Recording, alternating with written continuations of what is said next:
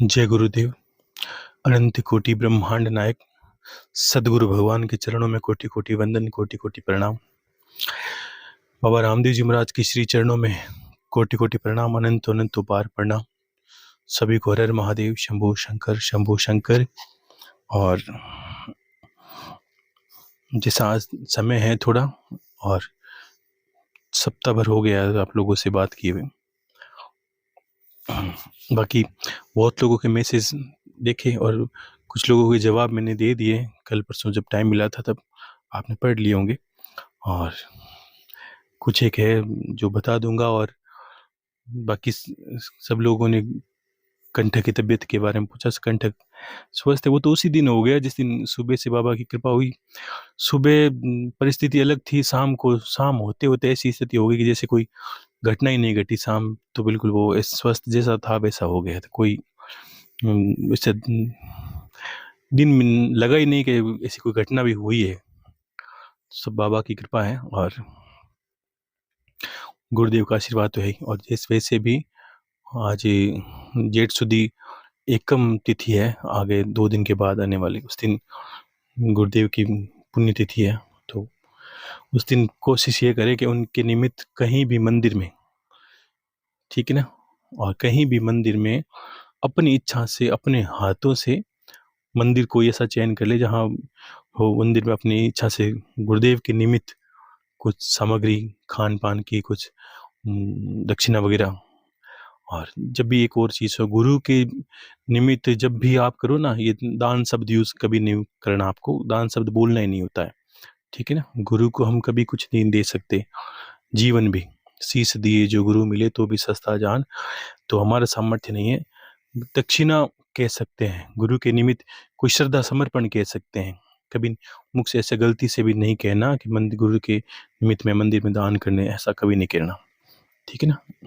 तो उनके निमित्त आप कुछ भेंट सामग्री गुरुदेव के निमित्त अपने हाथों से, किसी भी मंदिर, महादेव का मंदिर हो, जो भी मंदिर हो, बाबा का हो, देवी का हो, उस मंदिर के लिए कोई सामग्री जो नित्य प्रयोग में होती है, कोशिश ये करें कि अगर मंदिर में जोत वगैरह होती है तो आप कोशिश करें कि जोत के लिए जो नारियल खोपरे होते हैं वो वहाँ आप भेंट करके आए।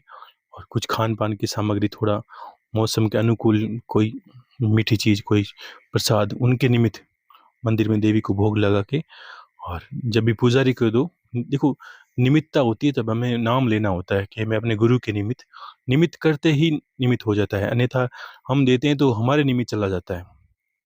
अब अपने हाथों से गुरु के निमित्त देते हैं तो इससे गुरु का बल बढ़ता है और उनका आपके प्रति प्रेम और करुणा भी बढ़ती है। वो हर सूक्ष्म रूप में आपको हर क्षण देखते ही हैं।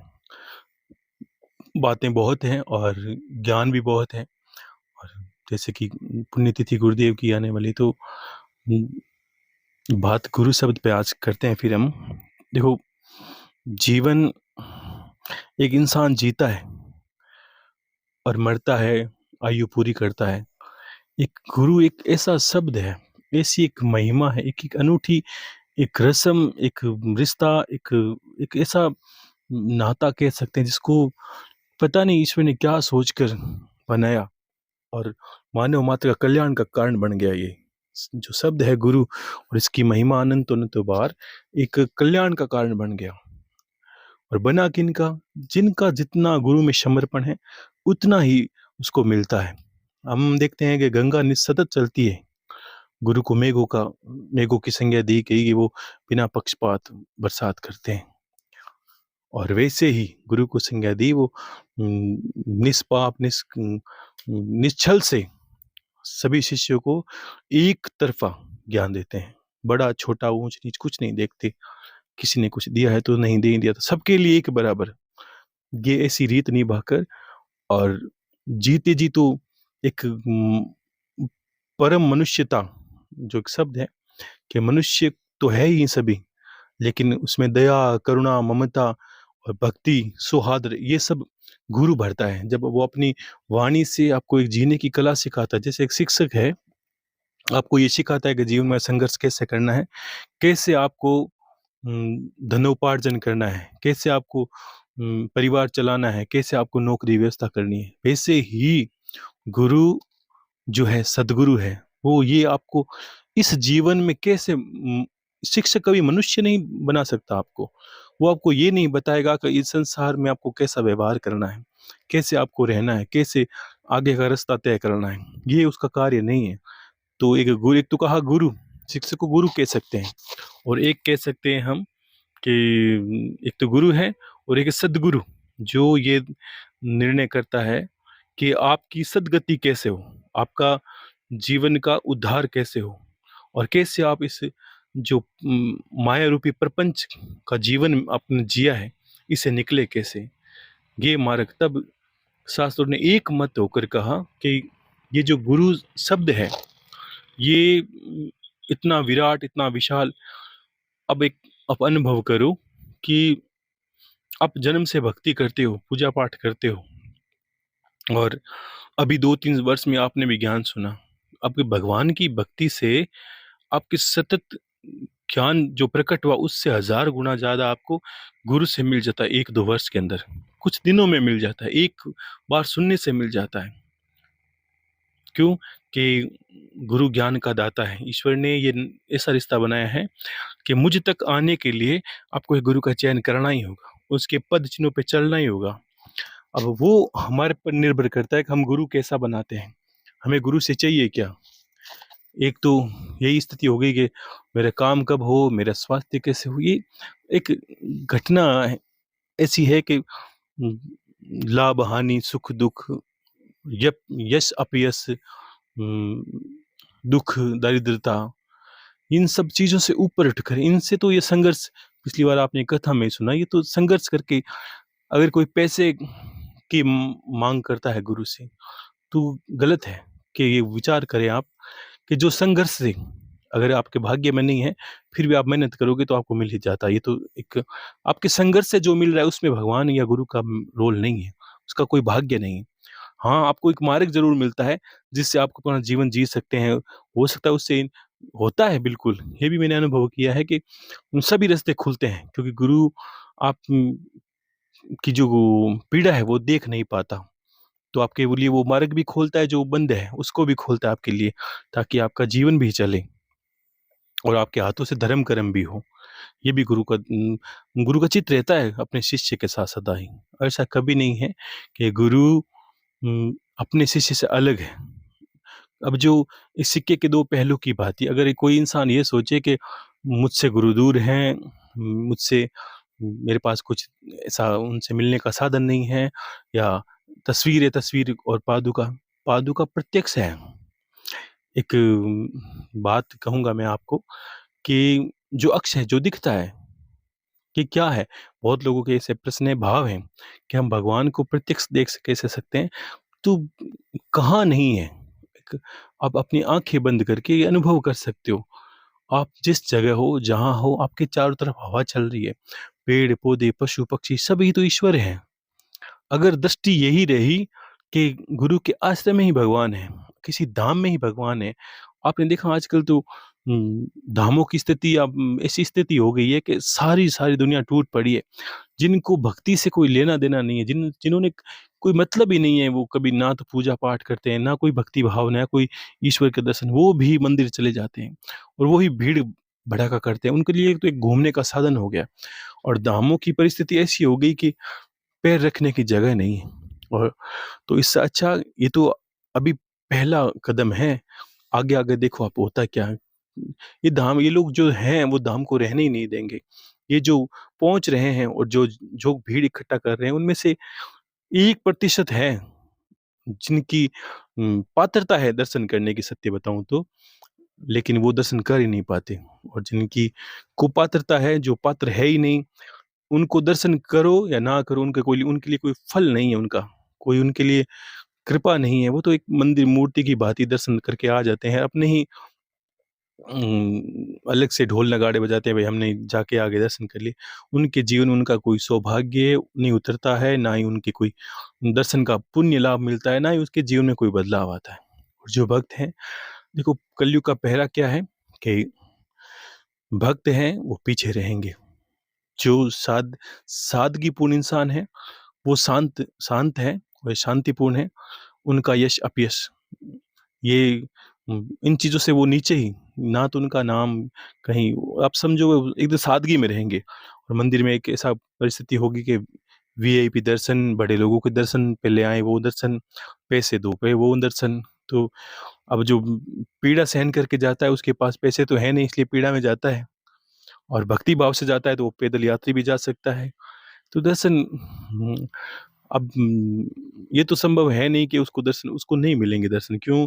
कि ऐसा नहीं कि भगवान भगवान उसके लिए ऐसा ही चाहता है कि आप अंतर से देखना शुरू करो, और भगवान को अगर वास्तव में अगर आप समझ गए हो और गुरु के ज्ञान को समझ गए हो, तो आपको ये लगना चाहिए कि आपके चारों तरफ भगवान है, आपके बाहर भगवान, अंदर भगवान, ऊपर नीचे चारों तरफ, कहाँ नहीं है।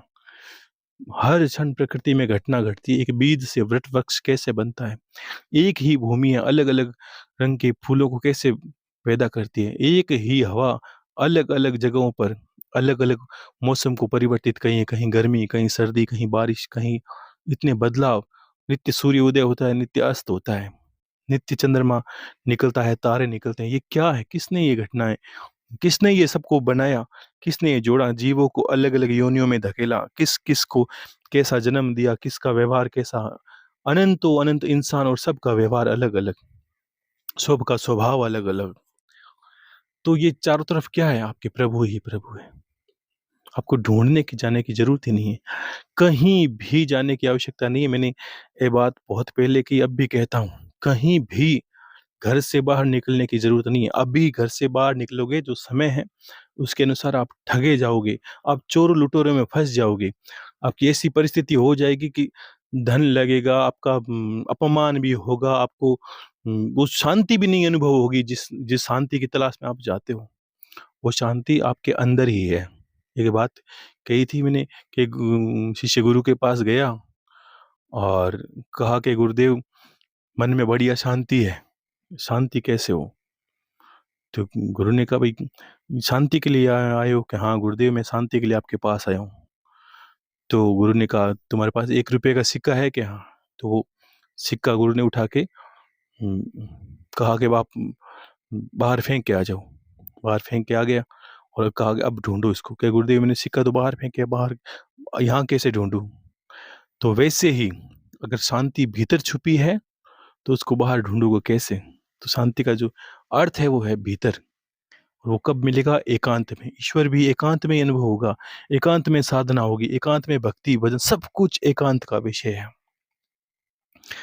और तब जाके गुरु की महिमा शुरू होती है कि गुरु कैसे कैसे विषयों को आपको बताता है और कैसे कैसे निकलने के रास्ते आपको बताता है। और उस रास्तों से आप निकल गए और उस रास्तों पे चलने लगे, तो आपको दर्शन होने लगते हैं। कोई, आप हर क्षण हर इंसान में परमात्मा को देख सकते हैं, जिस वक्त आप देखना चाहोगे।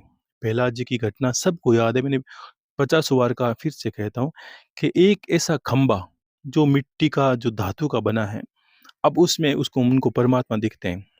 क्यों? उसमें थे नहीं, लेकिन कामना किसने की? प्रहलाद जी ने। तो उनको भगवान को प्रकट होना पड़ा, उसके अंदर आना पड़ा और दर्शन देने पड़े। उस खंबे को नहीं पता। और हिरण्यकश्यप ने ये पूछा, और कहाँ दिखते हैं? कि मुझे तो आप में भी दिखते हैं, कि मैं तो वेरी हूँ, वो मेरे वेरी हैं, मुझ में कैसे? कि बिल्कुल आप में। आप नहीं देख सकते, मैं जहाँ चाहूँगा वो वहाँ आ जाएँगे, और मैं जहाँ चाहूँगा वो मुझे वहाँ दिखने शुरू हो जाएँगे।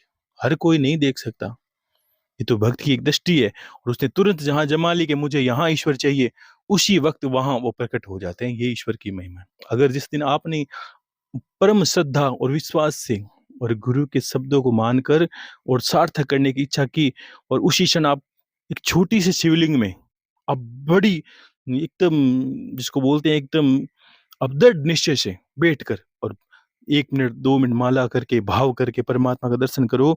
उस वक्त अगर उसमें काशी केदार प्रकट ना हो जाए तो कहिए, होंगे। वो तो हर क्षण है, हर जहाँ जहाँ हवा है वहाँ सब जगह विराजमान। जहाँ प्रकृति की ऊर्जा है, जहाँ प्रकृति का प्रकाश है, अंधकार, सब अंधकार में वही है, प्रकाश में भी वही है। तो वो जहाँ आप देखना चाहोगे उसमें प्रकट हो जाएंगे। अभी कुछ समय पहले की घटना है, जब कंठ की तबीयत ठीक नहीं थी, तो हम लोग दर्शन करने गए थे बाबा के एक मंदिर में। ठीक है ना?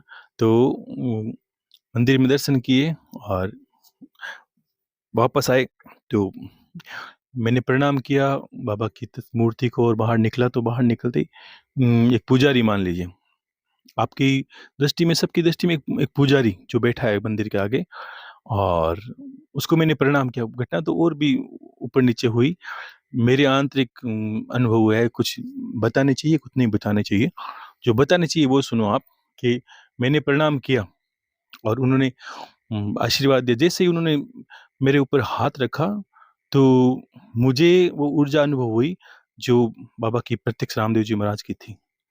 और मैंने ये भाँप लिया, ये इतना अटल सत्य है, जितना मैं हूँ, उतना, अगर मैं पृथ्वी पर हूँ, ये अटल सत्य है। आप हो उतना अटल सत्य, उतना ही अटल सत्य ये है कि वो ऊर्जा मैंने तुरंत उसी क्षण अनुभव कर ली, पहले ही।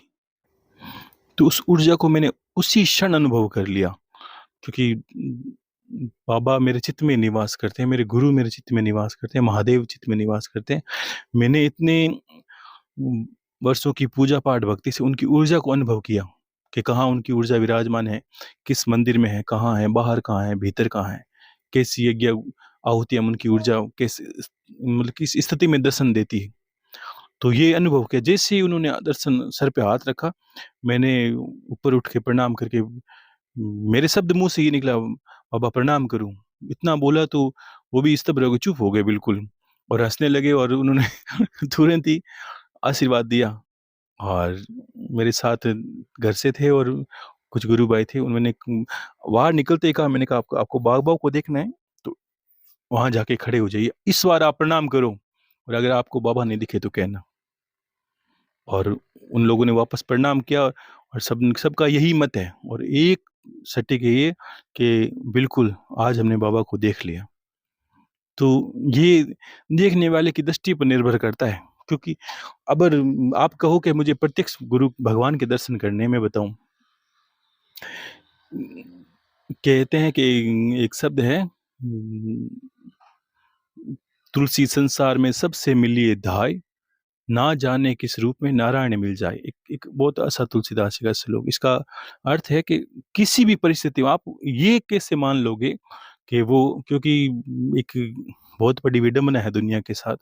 अगर मैं कहूँ कि आज भगवान विष्णु के दर्शन आपको होंगे, तो निश्चित ही होंगे, लेकिन होंगे किस तरह? अब आपने अगर ये चाहा कि भगवान विष्णु, क्योंकि आपने एक छवि देखी है, एक टीवी देखी है, एक आकृति आपके मन मस्तिष्क में छप गई है, उसको पहले हटाना पड़ेगा। उसको एक दृष्टि को पूरा साफ करना पड़ेगा, क्योंकि आपके अंदर एक दृष्टि है कि भगवान नीले कलर के हैं, और भगवान के 4 हाथ हैं, और सुदर्शन चक्र चलता ही रहता है, और शेषनाग जी के ऊपर से वो बैठे रहते हैं बस, या गरुड़ भगवान, गरुड़ जी हैं, उनके ऊपर सवारी करते हैं, नीचे नहीं उतरेंगे वो।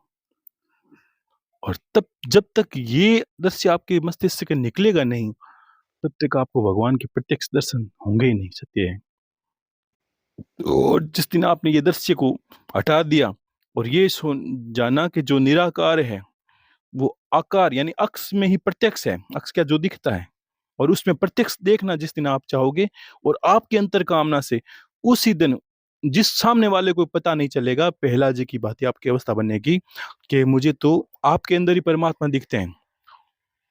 यूनी कहने का अर्थ है कि प्रहलाद जी को दर्शन करने हैं ना, तो उसी में दिखने शुरू हो जाएंगे भगवान उनको। जैसे आईने के पास जाते हैं, आईने में कुछ नहीं है, लेकिन हमने चाहा कि हमारी तस्वीर दिखे, तो दिख गई। तो वैसे ही जिस दिन आप देखना चाहोगे, उसी क्षण दिखेंगे। तो भला उस अवस्था से ऊपर उठकर आपको मंदिर जाने की जरूरत भी नहीं पड़ती।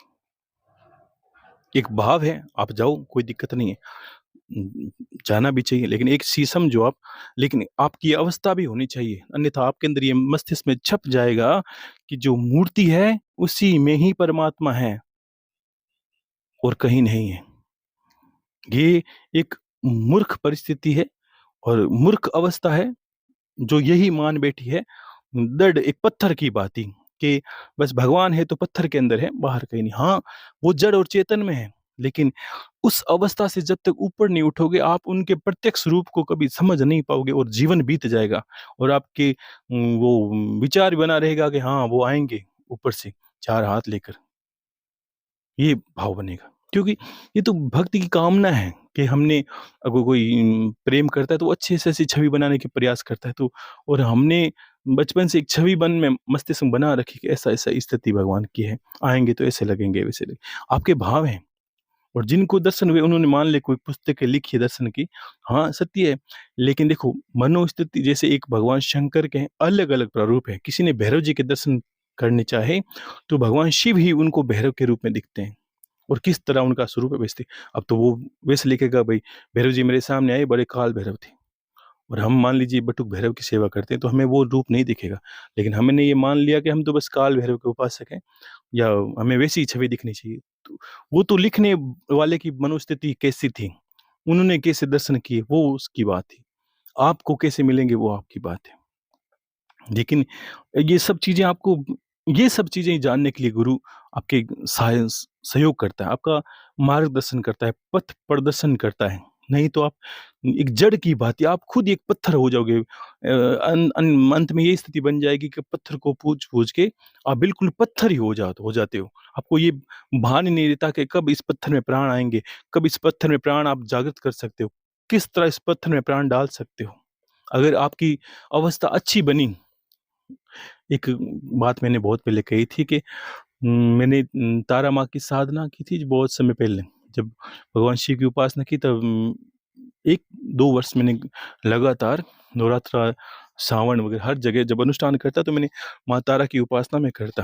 तो करते-करते जब मैंने गायत्री माता का मतलब अनुष्ठान शुरू किया या उस वक़्त करना चाहा, तब मेरे एक संशय था बहुत बड़ा कि देवी तो एक ही होती है और जब तक गुरुदेव जीवन में थे नहीं और मैंने अपने अंतर की जो प्रार्थना या भक्ति थी और अंतर से जो आवाज़ आती थी उसके अनुरूप मैं कार्य करता और बड़ा सटीक था ये रास्ता, गलत भी नहीं था एकदम।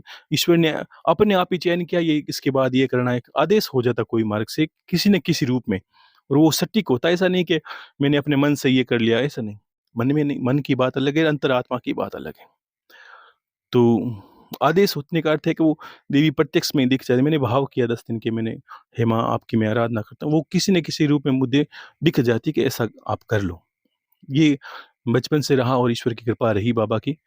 तब मैंने वो साधना शुरू की। उस वक़्त उम, मेरे पास आप समझिए कि ना तो कोई, देखो साधना अगर करनी हो तो घर पे कभी-कभी चैन हो नहीं पाता और क्योंकि माहौल ऐसा हो गया है लोगों का। आज आप माला फेरते हो ना तो आपको नंगा नाचोगे तो आपको नहीं हँसेगी दुनिया। आपको ये नहीं कहेगी कि मैंने अनुभव किया, बहुत लोगों को मैंने बताया, लेकिन लोग कहते हैं कि आज आजकल माला करते हैं महाराज तो लोग हँसते हैं। ये सत्य बात है और ये कठिनाई है। घर पे भी आपको ताने सुनने मिलेंगे, आपको अवस्थाओं पर हँसी आएगी। आप किसी को, कितनी बड़ी बात है कि अब गुरु के द्वारा जब रास्ते पे चलते हैं ना तो बहुत घटनाएँ घटती है। आपने, बहुत लोगों ने बीच में अनुभव लिखे आपने, मैंने सारे पढ़े। ऐसा नहीं कि मैंने पढ़े नहीं, मैंने पढ़ लिए। आपके उत्तर दिए चाहे नहीं दिए, मैंने आपके अनुभव सारे पढ़े। किसी ने कहा मुझे इस तरह के दर्शन हुए, किसी ने कहा मुझे आपके दर्शन हुए। बीच में किसी ने लिखा कि गुरुदेव आपके दर्शन हुए, आपने पैरों के अंगूठे से मेरे मस्तिष्क पे, कृष्णा देवी जी उन्होंने कहा था मेरा नाम ले लीजिए।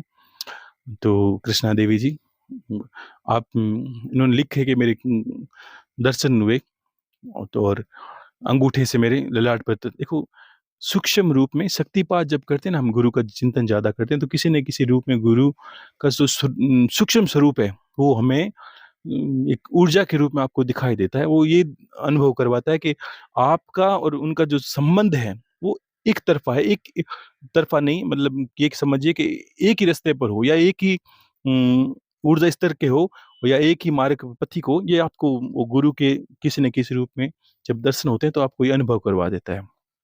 और ऊर्जा स्थानांतरण कह सकते हैं, ऊर्जा आप शक्तिपात कह सकते हैं, वो आपको ये अनुभव होगा विचित्रता से। और बहुत अजीबो-गरीब घटनाएँ होती रहती हैं, लेकिन ये सारी की सारी दिव्य है। ऐसा नहीं कि हर घटना के पीछे कोई विचित्र कोई कहानी नहीं। आप और जिस मार्ग पे हो, तो गुरु के दर्शन आपको होती हैं। ये दर्शन होने का पहला अर्थ ये समझ लीजिए कि गुरु की कृपा और गुरु का सानिध्य जो है आपके ऊपर बहुत है। इसका पहला अर्थ। दूसरा अर्थ ये होता है कि आपकी जो अंतरात्मा है वो गुरु को पूर्ण समर्पित है, और गुरु के किसी न किसी रूप में आपकी बहुत ज़्यादा अंतर की कामना रहती है, दर्शन दर्शन दर्शन, तो दर्शन होते ही है। और बीच में कुछ लोगों के प्रश्न मैंने जवाब भी दिए थे कि गुरुदेव मैंने ये कामना की थी कि एक नाम था ब्रजेश जी, तो इन्होंने लिखा था कि गुरुदेव मैंने बहुत ज़्यादा जीवन की परिस्थितियाँ देखी, ऐसा वो उन्होंने लिखा था। फिर लिखा था कि मैंने कामना की थी कि कैसे इस द्वंद्व से जब लड़ते हैं तो कैसे शक्ति मिलती है, ऊर्जा मिलती है। मैंने अंतर से और महादेव से प्रार्थना करके आपके अंतर ही अंतर में ये प्रश्न आपसे किया था, और पिछली जो अमृतवाणी में है, और आपने वही जवाब दिया था। तो मुझे लगा जैसे मेरी बात को आपने पूरा जवाब दिया है, तो ये सत्य है। देखो, मैंने कहा ना कि जब समर्पण होता है ना, तो वैसे ही अब मैं अंतरात्मा से बहुत ज़्यादा कामना करता हूँ, बहुत प्रार्थना करता हूँ, अंदर से हृदय में एक करुण पुकार भर के गुरुदेव का नाम लेता हूँ, बाबा का याद करता हूँ, तो दर्शन होते ही हैं। ये एकदम अटल सत्य है। अब ये घटनाएँ आपके साथ घटे तो आप सामान्यतः स्तर से ऊपर हैं, ये तो समझ लीजिए, क्योंकि आपको इन चीज़ों पर पूर्ण विश्वास होने लगा है, और जिनको पूर्ण श्रद्धा, समर्पण, विश्वास होता है, उनके साथ नित्य ये घटना घटती है। उनके लिए दर्शन बड़ी बात नहीं है। हर वक़्त हो जाते हैं, क्योंकि परमात्मा उनको छोड़ता ही नहीं, उनके तत्क्षण, हर पल, हर क्षण उनके साथ रहता है। उसको ऐसी अवस्था वालों को कहीं काशी केदार की आवश्यकता नहीं है। वो जहाँ हैं, वही बात है कि भक्त हैं, वहीं भगवान है। और मूर्खों के लिए तो पूरा संसार भरा पड़ा है, कहीं ले जाओ आप, कहीं चले जाओ। ठीक है ना? और वैसे इंसान जाते हैं तो उन्होंने किसी-किसी रूप में अपने आप ही, ये बाबा की बात की, वैसे ही किसी न किसी रूप में वो स्वतः सामने आ जाएँगे आपके, कि आपके हृदय की कामना है, तो देख मैं तुझे दिखता हूँ आज, और वो दिख जाएँगे तुरंत ही। और अगर आपकी ऊर्जा स्तर अच्छा है, अनुभव करने की शक्ति अच्छी है, तो आप जहाँ हवा है, कुछ नहीं, खाली आसमान दिखता है, उसमें भी आप छवि को देख लोगे, उसमें भी आपको दिख जाएँगे, और आपको दर्शन दे देंगे, आपको आशीर्वाद दे देंगे, आपकी हर बात को सुन लेंगे और जवाब भी दे देंगे। लेकिन दृष्टि क्या करती है कि कठिन चीज़ों को देखकर, एक होता है ना, एक तो कंप्यूटर का एक भाग होता है हार्डवेयर, जिसको बोलते हैं सॉलिड सॉलिड, जो ईंट, पत्थर, भाटे और या कोई पेड़, जो दृढ़ है, उन्हीं को देख पाता है। और एक ऐसा सूक्ष्म जगत और है, जिसको आप सॉफ्टवेयर कह सकते हैं। लेकिन आप समझोगे, उस हार्डवेयर का बहुत कम भाग से, ये समझिए कि उसका मूल जो जिससे वो चलता है, जो दिखता नहीं, उसका भाग ज़्यादा है। कौन-सा? कि मूल जो चलने के पीछे उद्देश्य या कारण है, उसका सारा सॉफ्टवेयर है। वैसे ही जगत में है। ये जो हार्डवेयर दिख रहा है आपको, इसके जो पीछे पीछे जो माया चलती है, वो उसका सॉफ्टवेयर है, और जिसने सॉफ्टवेयर को समझ लिया, उसको हर क्षण दिख जाएगा, उसको पता चलेगा ये तो दिख रहा है, चीज़ कहानी कुछ पीछे और ही है। दिखने वाला यही है, अक्स के पीछे प्रत्यक्ष है। आप उस अक्स को अगर जान गए, तो प्रत्यक्ष को भी आप जान जाओगे। आपके सामने छवि बनेगी। हज़ारों बार मैंने अनुभव किया, हज़ारों बार देवी को देखा है हर जगह। और मैं बात कर रहा था देवी की, तारा माँ की, तो उस वक़्त मैंने जब साधना की, तो पास में देखो तारा माँ के मंदिर ही नज़दीक में थे नहीं, कोई ऐसा कोई था नहीं। तो एक मेरे जो गुरु भाई कह सकते हैं, या कह सकते हैं गुरुदेव के रिश्तेदार ही थे पहले, वो मंदिर की पूजा-पाठ सेवा करते हैं, वो पहचानते थे, उनसे मेरा थोड़ा संबंध था। तो उनसे मैंने प्रार्थना की थी कि तब आयु मान लो 21-22 वर्ष की थी। मैंने प्रार्थना की कि आप मुझे मंदिर की शाम को चाबी दे दिया करें, मैं शाम को थोड़ा जप करना चाहता हूँ, जब मंदिर एकांत हो, शांत हो। तो उन्होंने सहायता की। उन्होंने जहाँ सहायता की, मैंने उसमें गायत्री माता का मंदिर था, तो मैंने जाके उसमें मंदिर के सामने छोटी-सी जगह थी, मान लीजिए 6 बाई 6 का कमरा मंदिर था, मंदिर के अंदर कमरा बना, तो मैं बैठ गया, और मन में एक शंका आई, तारा माँ की सेवा करता था 1 वर्ष, और अचानक मैंने गुरुदेव के आदेश से, या आदेश हुआ भगवान का, प्रभु का, तो कहा आपको गायत्री ही करनी है। हाँ, ठीक है। तो मैंने गायत्री शुरू की, लेकिन तारा माँ के प्रति इतना प्रेम हुआ था, देवी के दर्शन भी बहुत हुए थे, और अनुभव शक्ति तो बहुत रही। इतनी-इतनी घटनाएँ घटी कि आप सुनाने जाऊँगा तो बहुत समय लगेगा। मैं कभी-कभी वर्णन करूँगा इसका। तो इतना संशय आ गया माला करते-करते, जप कर रहा हूँ गायत्री माता के और उनके श्लोक स्तुतियाँ पढ़ रहा हूँ और अंदर जहाँ तस्वीर है वो थोड़ा हाइट में, जैसे मैं बैठा हूँ तो मेरे सामने एक होता है कि 120 एंगल पे ऐसे पास-पास मुझे थोड़ा ऊपर से देखना पड़ता है। तो देवी की मूर्ति ऐसे लगी थी, मैं आँखों में देखकर जप कर रहा था। गर्मी का माहौल था बहुत बड़ा और पसीने ऐसा लगता था 1-1 लीटर पसीना शरीर से निकलने लगा है और करते-करते बीच में संशय होता, मैं क्या, अगर मैं तारा माँ की उपासना करता हूँ, देवी के दर्शन ही हुए, मुझे गायत्री माता के करने चाहिए कि नहीं करने चाहिए? गुरुदेव का आदेश है, ये सही है कि नहीं है? कि कैसे संशय है? संशय में पड़ा और आप मानोगे नहीं, उसी क्षण इतनी बहुत बड़ी भयानक घटना घटी। रात के 11:30 आस-पास बजे थे और गर्मी के दिन थे, लोग थोड़ा बारिश का मौसम था, तो चाबी मैं क्या करता, मंदिर की रख लेता और अंदर से मंदिर को बंद करता। पहचान में थे महाराज, तो ऐसे मंदिर 9 बजे बंद करते, लेकिन मैं रात को लेट जाता और उनको घर के अंदर चाबी देख के 12-1-2 बज जाते कभी-कभी रात को। तो मैं डेढ़ 2 घंटा अपनी इच्छा से, जब मेरी तृप्ति होती माला करते वक़्त, पूजा करते वक़्त, तब मैं आ जाता। तो उसी क्षण मैंने ये देखा कि गायत्री माता की तुरंत आँखें बड़ी हो गई और मुँह से जीभ निकल गई, जैसे तारा माँ के दर्शन, और मेरे संशय को तुरंत देवी ने उसी क्षण दूर कर दिया। ये 4-5 दिन की बात थी, मतलब 4-5 दिन हुए थे मुझे जप करते-करते उस वक़्त, और मेरे सारे संशय खत्म हो गए उसी क्षण। क्योंकि गायत्री माता ही उसके पंच स्वरूप हैं, वही 5 प्रकृति है, वही 5 तत्व हैं, वैसे ही सारा संशय मेरा खत्म हो गया। और धीरे-धीरे देवी ने सारे संशय खत्म करके, वो एक तार है, एक शक्ति है, एक स्वरूप है। और फिर गुरुदेव जीवन में आए तो ज्ञान का तो कोई पार ही नहीं कि कितना-कितना अंदर भरा पड़ा है, कितनी-कितनी वास्तविकता को उन्होंने बताया है, और गुरु के बिना तो भला कौन क्या कर सकता है। कहते हैं कि रामकृष्ण से कौन बड़ा, उन्होंने भी गुरु कीन, और 3 लोक के वो धनी, और गुरु आगे आसीन। अगर ईश्वर स्वयं ही आपको सिखाता है कि इस जगत में गुरु के बिना कुछ भी संभव नहीं है, मुक्ति, मोक्ष और ज्ञान के दाता ही गुरु है।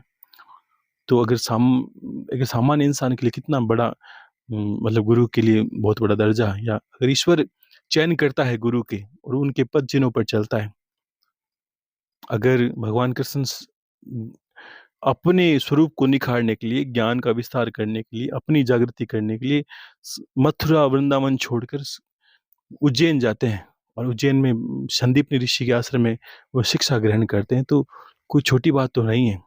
क्यों कि किसी को भी गुरु का दर्जा देना होता है, गुरु के पास जाना ही नहीं होता, तो वो कहीं किसी के पास चले जाते। लेकिन उस समय संदीप ऋषि बहुत बड़े ऋषि थे और योग के परम उपासक जानकार थे। और बीच में एक प्रश्न किसी ने कहा कि गुरुदेव, एक प्रश्न ही था कि ब्रह्मचर्य के बारे में लिखा था। उन्होंने लिखा था कि जब अगर योग करते हैं तो उनको ब्रह्मचारी, देखो, ब्रह्मचर्य का अर्थ दुनिया अलग-अलग निकालती है और बहुत मत हैं, बहुत मिथ भी हैं इसके पीछे।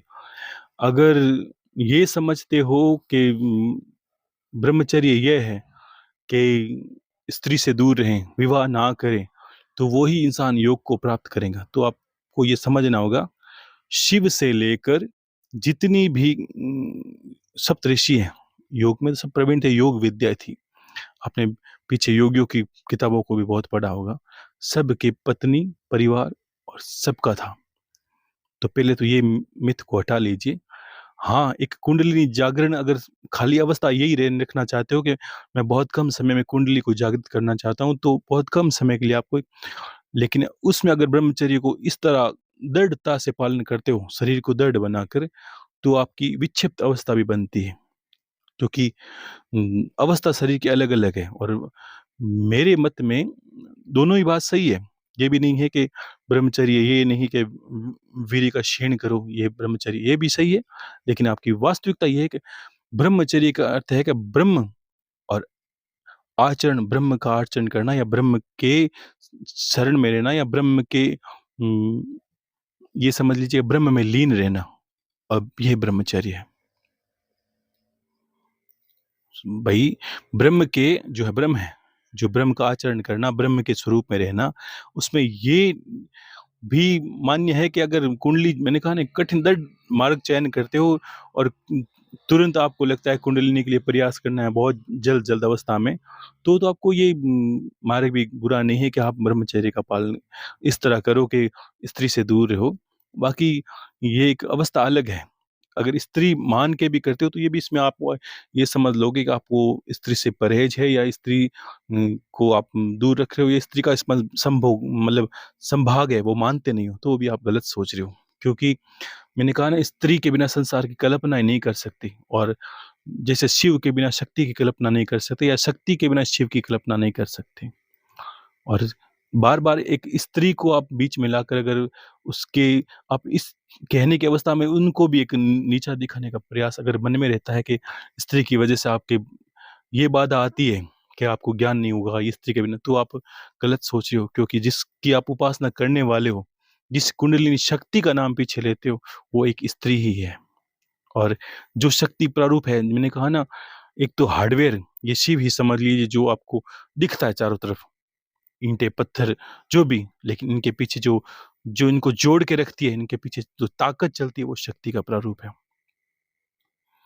तो ये ब्रह्मचर्य दोनों अवस्था में मान्य है। और अगर आप संयम देखो, संयम तो हर जगह है। मैंने कहा ना, भोगी वो है जो नित्य आप मन में भोग की कामना रहती ही रहती है, और संयमी वो है जो जीवन को एक आप तरीके से जीवन जीते हो और एक ग्रस्त को निभाते हो, ज़िम्मेदारियाँ निभाते हो, तो भी ईश्वर ऐसा नहीं, बहुत-बहुत भगत आपको विवाह, शादी, पत्नी उसमें कहीं कोई ऐसा आया नहीं कि आप ऐसा कोई वर्णन नहीं है कि बिल्कुल आपको ऐसा रहना है। वो तो आपकी अवस्था है। अगर आपको नहीं परिवार का पालन करना, नहीं पत्नी को छोड़ना है, घर छोड़ के जाना है और वैसे ब्रह्म को ढूँढना है, तो वैसे भी बहुत लोग मिलेंगे, लेकिन वो उनको भी ब्रह्म मिला नहीं है। और कबीरदास जी, रविदास जी, बहुत संत मिलेंगे जिन्होंने सारे आचरण को जान लिया, सारी विद्याओं को जान लिया, सारे ज्ञान को जान लिया, उसके उपरांत भी उनके पास ईश्वर है। तो ये तो कोई एक बना-बनाया मिथ है कि आपको स्त्री से दूर रहना है, आपको इसके लिए स्त्री को संसार में नकार देना है।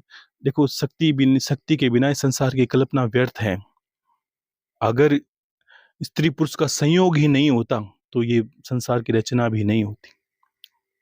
अगर भैरव जैसी उपासना करते हैं तो बराबर भैरवी वामांगी चलती है। शिव की उपासना करते हैं तो शक्ति साथ में चलती है। यहाँ तक कि छोटी से छोटी शिवलिंग की स्थापना आप करते हो, जब तक शक्ति पास में या स्त्री आप विवाहित हो तो अर्धांगिनी आपके पास में नहीं है, वो आपकी पूजा भी मान्य नहीं है। तो इसमें कोई दोष नहीं। हाँ, संयम आवश्यक है। परिवार के अंदर ये भी ब्रह्मचर्य ही है कि आप जो भोग की लालसा है उसको संयमित रखें। किस तरह? ऐसा नहीं कि दिन भर भोग की कामना रखें। संयमित का अर्थ है कि इसको आप मनोरंजन ना लेकर जीव एक जीवन निभाने की क्रिया को लेकर और संतान की उत्पत्ति को लेकर अगर मन में भावना से अगर संसार को चलाने की अवस्था लेकर तो जीवन जीते हो तो इसमें कोई दोष नहीं है। और सिर्फ़ कामी इंसान क्या करता है, काम की भावना रहती है, भोगी क्या करता है, दिन भर भोग की प्रार्थना कामना रहती है उसके मस्तिष्क में, और क्रोधी दिन भर क्रोध की कामना करता है। तो वैसा-वैसा अति तो बहुत ज़्यादा वर्जित ही है, लेकिन आपको संयमित जीवन जीना, जो संयमित जीवन जीते हैं वो हर चीज़ को प्राप्त कर लेते हैं। जीवन के सुख-दुःख को वो जान लेते हैं, परिवार ग्रस्त को भी जी लेते हैं और सब कुछ प्राप्त करते हुए ईश्वर को प्राप्त करते हैं। तो इसमें कोई अलग-अलग लोगों का मत है। कुछ लोगों ने कठिनाई से यह कहा बस ये पालन करना है, तो ऐसा नहीं है कि मैंने कहा जिन्होंने पुस्तकें लिखी, उनको भी आप पढ़ लो कि अगर आपके जिनके मिथ हैं कि ऐसा होना ही चाहिए, तो जिन्होंने अष्टांग योग जैसी पुस्तकें लिखी, तो आपको बहुत ऋषि ऐसे मिलेंगे जिनका परिवार है और जिन्होंने योग विद्या को लिखा, तो क्या उन्होंने ये कहा कि मुझे परिवार नहीं है? यहाँ तक कि बड़े-बड़े योगी आप क्रिया योगी उनको पढ़ोगे तो उनकी परिवार विस्तार वो उसको मानकर अगर ये सोचते हो कि आप मार्ग के हो नहीं, और तो मैंने कहा ना, सबका अलग-अलग मत है। इस मत को मैं उम, उन पे ही सीमित रखता हूँ जो जिनका गुरु है और जो इनको बताता है उसके अनुरूप चलें। तो मैं ऐसा नहीं कहूँगा, इस तरह कहूँगा तो आप बोलोगे सब घर छोड़ के चले जाओ, आपको योगी बनना है, तो ऐसा ऐसा नहीं है। पत्नियों को छोड़ देखो, जो आपके प्रेम बहुत बड़ा आधार है। अगर पत्नी कहते हैं ना, कामयाब उम, पुरुष के पीछे पत्नी का हाथ है, तो बिल्कुल है, ऐसा नहीं। शक्ति के उनकी अवहेलना करोगे तो आप शक्ति को जीत नहीं सकते। और मैंने तारा माँ की उपासना की है, बहुत बड़ी बात है। तो उसमें एक चीज़ है, मैं आपको कहना चाहूँगा, उसमें एक भैरव लगते हैं। हर देवी के पीछे एक भैरव है। उसको बोलते हैं अक्षोभ्य। आपको क्षोभ रहित होना है। क्षोभ क्या कि आपको एक ऐसी अवस्था में अक्षोभ्य, जिन देवी के पीछे एक भैरव लगता है, उन भैरव का एक बड़ा विचित्र नाम होता है या विचित्र अवस्था होती है। यानी उस देवी की उपासना करने के लिए उस भैरव की मनोस्थिति आपके मतलब उसके जैसी आपकी मनोस्थिति होनी चाहिए, तब जाके आप साधना कर सकते हो। ये बहुत बड़ी गहराई की बात है। मान लीजिए कोई देवी की उपासना करते हैं और उनका भैरव है, जिन मान लीजिए काल भैरव है, तो काल भैरव की परिस्थिति को में आकर ही आप उस देवी की उपासना कर सकते हैं। तो वैसे ही अक्षोभ्य जो भैरव हैं, उनकी जो स्थिति है या उनका जो परिवेश है या उनका जो मनोस्थिति कैसी रहती है उस भैरव की उपासना करने वाले, अगर तारा माँ की साधना करते हैं, तो वो शोभ रहित है। वीर भाव, शुभ मतलब अपने वो उतार चढ़ाव को नहीं देखते, वो हर क्षण एक आप बोलते हैं ना शोभ दुख प्रकट, वो उनको एक मस्ती में रहते हैं। किस तरह की मस्ती कि किसी भी परिस्थिति में स्त्री का अपमान नहीं करना, हर क्षण छोटी से बड़ी लेकर एक 5 साल की कन्या को लेकर एक 50 साल की, 90 साल की, सब में उसी तारा माँ को देखना। जब तक वो नहीं देखेगा तब तक उस देवी को जीत नहीं सकता। ये बहुत बड़ी बात है। और उसी वक्त मैंने कहा ना, मंदिर में जाता था, उस वक्त जगह ही नहीं थी पूरी। देखो, समय था और आज परिस्थिति ऐसी बनी कि ईश्वर ने सब बैठे-बैठे ही सब कुछ व्यवस्था कर दी और जगह भी बना दी और ऐसा ही कर दिया कि हाँ, कोई मतलब कोई कठिनाई नहीं है, आप अपने हिसाब से साधना कर सकते हो, गुरुदेव की कृपा है। तब मैंने हर देवी के अंदर ऐसा स्त्री के अंदर देखना शुरू किया, घर से लेकर बाहर के भाई सब तारा माँ का ही स्वरूप है। दुनिया में जितनी भी स्त्रियाँ हैं, तारा माँ के स्वरूप है। अगर वो अक्षोभ्य भैरव की मनोस्थिति है, मनोभाव है। अगर वो भाव पुरुष उसको बोलते हैं, जो ऐसा भाव करता है, अक्षोभ्य भैरव को आप पढ़ोगे पुस्तकें में, है कि नहीं है पता नहीं, बाकी उसको बोलते हैं भाव पुरुष। अगर ऐसा पुरुष जो ऐसे अंदर भाव लेके आए कि दुनिया में जो स्त्री दिखती है वो सब तारा माँ का स्वरूप है। आज देवी सामने आई ऐसे रूप में, आज देवी सामने, जब तक वो ऐसा नहीं जानेगा तब तक उस देवी के दर्शन नहीं कर सकता।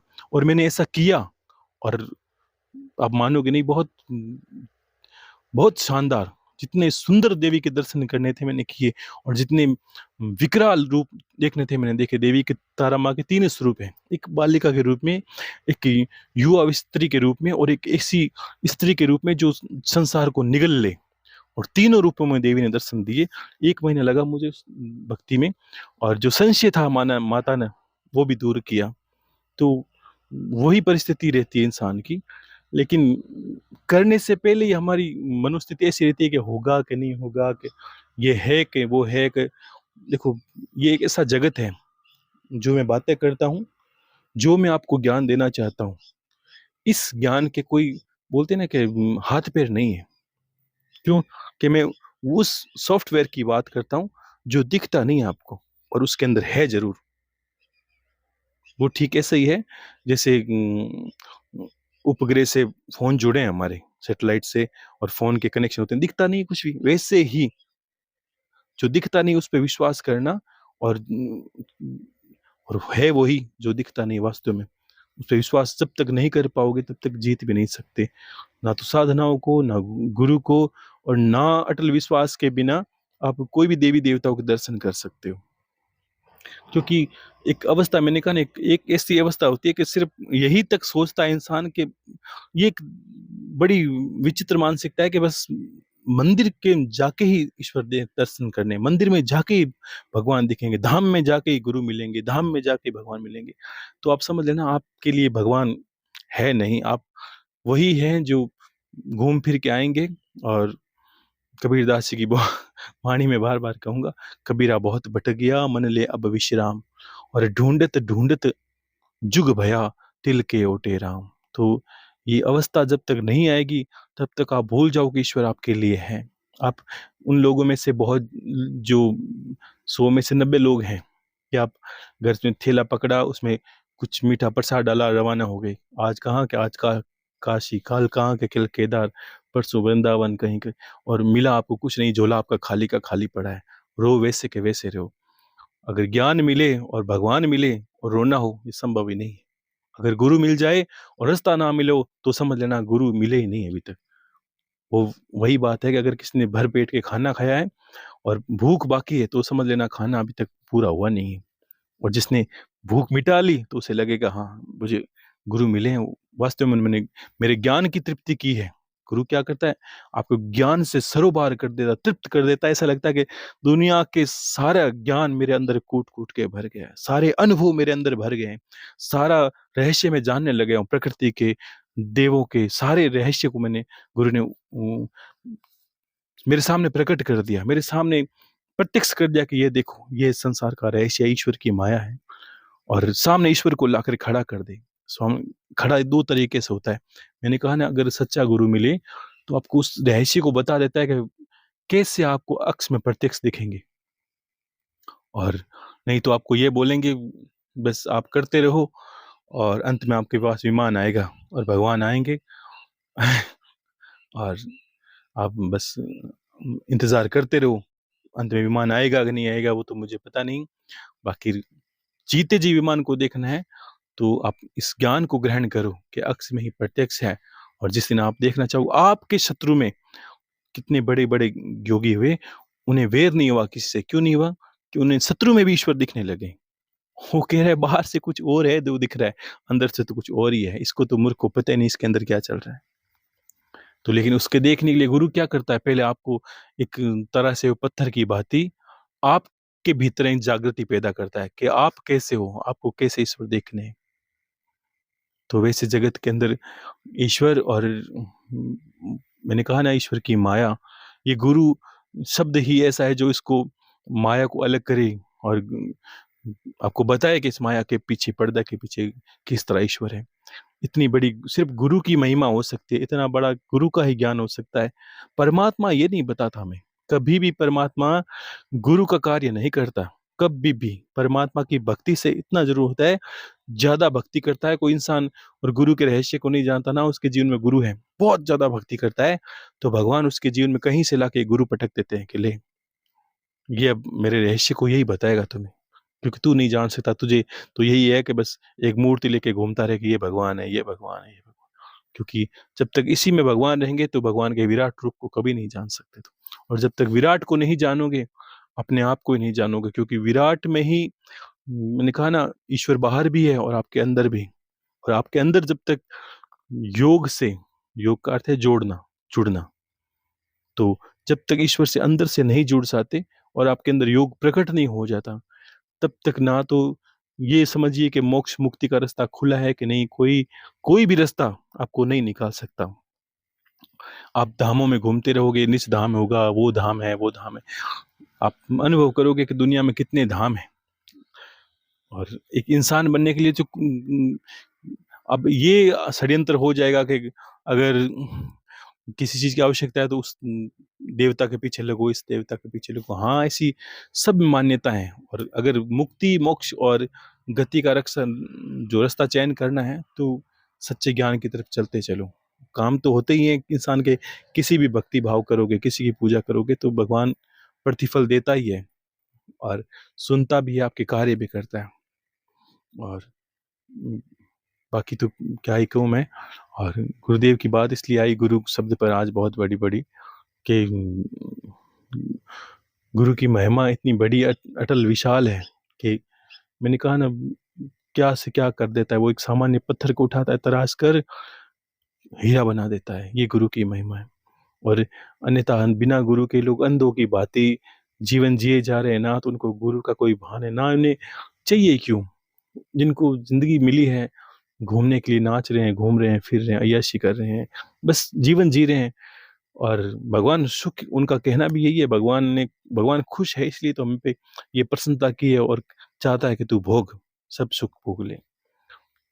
तो उनकी मान्यता भी अपने हिसाब से अलग ही है। तो जितना गुरु के बारे में कहें उतना ही कम है। कहते हैं कि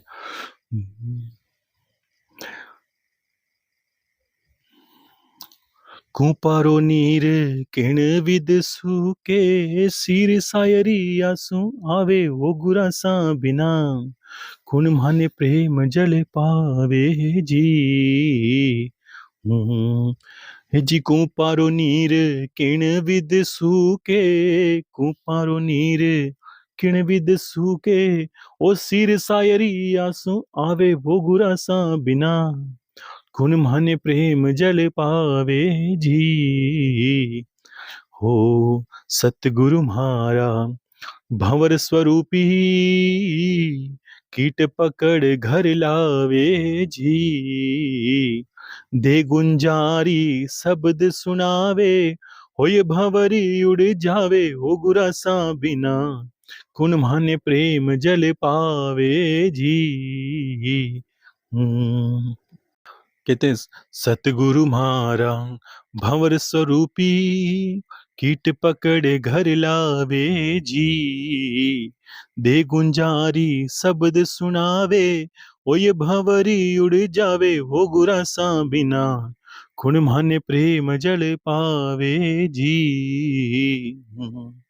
कि सतगुरु मारा भंवर स्वरूपी कीट पकड़ घर लावे। एक भंवरा होता है, वो एक सामान्य कीड़े को पकड़ के लेके आता है कहीं से भी, जिसको आप बहुत छोटे-छोटे कीड़े होते हैं उनको पकड़ के लेता है और अपने घरौंदा घर बना होता है दीवार पर, उसके अंदर डाल देता है और करता कुछ नहीं है, उसके अंदर एक गुंजन करता है शब्द का कि सतगुरु मारा भंवर स्वरूपी कीट पकड़ घर लावे और दे गुंजारी शब्द सुनावे। उसके अंदर हुंकार करता है, भंवरा एक हुंकार करता है ना, वैसे हुंकार करता है, कीट पकड़ घर लावे दे गुंजारी शब्द सुनावे और होय भंवर उड़ जावे, सतगुरु बिना माने कौन प्रेम जल पावे। तो जब गुंजन करता है तो कीड़े के अंदर जो दिखता नहीं, ऐसे छोटे उठाता है, छोटे-छोटे कीड़े उठाता है, वो कीड़ा सिर्फ़ उस आवाज़ को पकड़ता है और सोचता है किसकी आवाज़ है, कैसी, और सदा उसके चिंतन में रहता है, उस आवाज़ को मनन करता है, करते-करते उस कीड़े का स्वरूप भँवर जैसा हो जाता है, वो भँवरा बन जाता है। उसका जन्म भँवरे का नहीं है, वो कीड़ा भँवरा बन जाता है सिर्फ़ गुरु के शब्द को चिंतन करने मात्र से। तो इसलिए गुरु जैसे भँवरा और कीड़ा अलग नहीं है, वो स्वयं एक ही बन के उड़ जाते हैं। वैसे ही जिसने गुरु का चिंतन किया और जिसने गुरु को शब्दों को ग्रहण किया, उसके आदेशों का पालन किया, अंत में वो गुरु स्वरूप ही हो जाता है। तो दोनों एक ही हो जाते हैं। तो इसलिए सभी को बहुत-बहुत आशीर्वाद है और इसलिए गुरु पे बात की और बाकी सभी खुश रहें। हर हर महादेव, शंभो शंकर, शंभो शंकर।